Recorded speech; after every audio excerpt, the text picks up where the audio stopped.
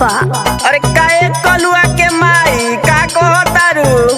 अरे तू का कइले बड़ा, हम बाजार घूमे गइल रहनी। सुनाओ। जाई जब बजरिया तटो के सोनार कहे लैला बलमुआ, झुलनिया उधार कहे लैला बलमुआ।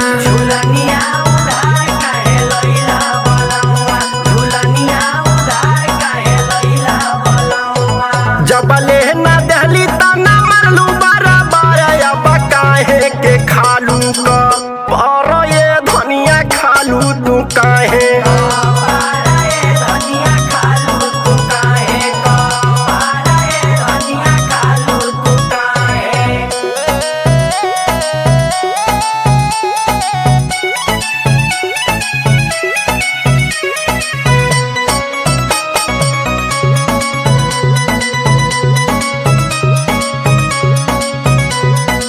हट बट कोई के निकल जाला घर से, बोली नहीं तोह के हम झगड़ा के डर से।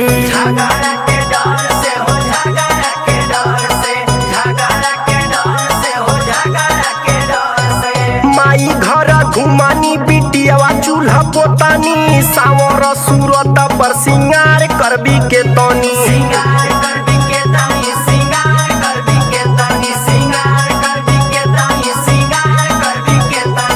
जहिया से अली हम घरवा में तोहरे न कैला ये जतिया, हमारा ये बल मुलैला झुलनिया।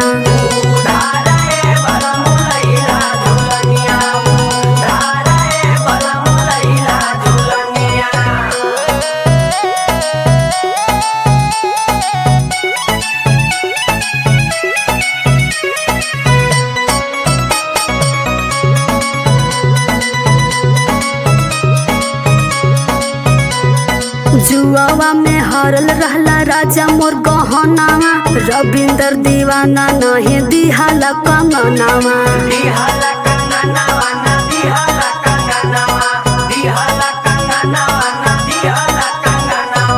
एके सेठी दिहले हो तोहारा के चुनरी, झूठ काहे बोला तारी भाग रे छछुनरी।